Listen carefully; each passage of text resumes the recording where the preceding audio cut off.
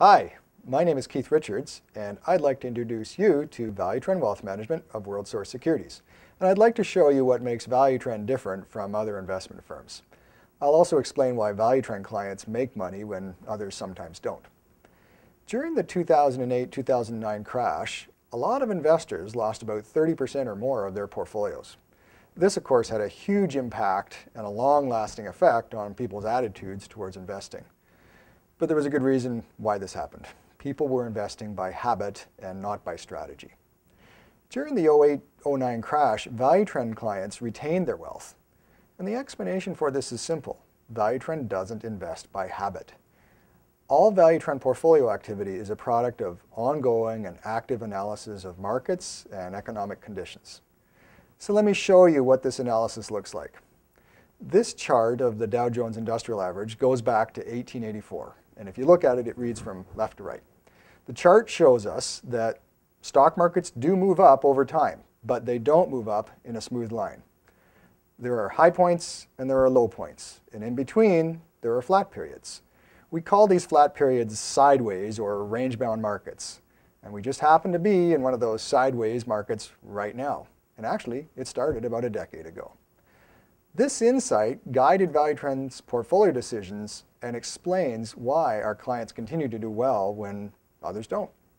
Why do Value Trend clients do well when others fail? Well, the answer lies in our three-step approach to money management. Value Trend clients own the right securities with the right balance at the right time. The other reason Value Trend clients do well is because we never lose sight of our guiding principles. Limit your risk, keep your money. So now let's take a look at Value Trend's three-step process. Step number one is achieve the right balance. And let me explain what I mean by balance. Different people require a different proportion of equity and fixed income. For example, if you're young and in a growth mode, it makes sense to hold more equity. But if you're older or retired, it makes sense to hold more fixed income. So through achieving the right balance, you can see how you will limit your risk. Step number two is choose the right time.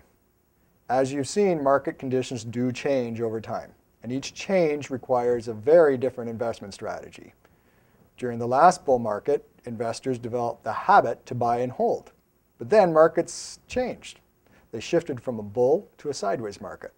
But investors' habits stayed the same. Value Trend is different. When we saw market conditions shift, our investment strategy shifted. In a sideways market, timing your actions matters. Finally, step three is own the right investments.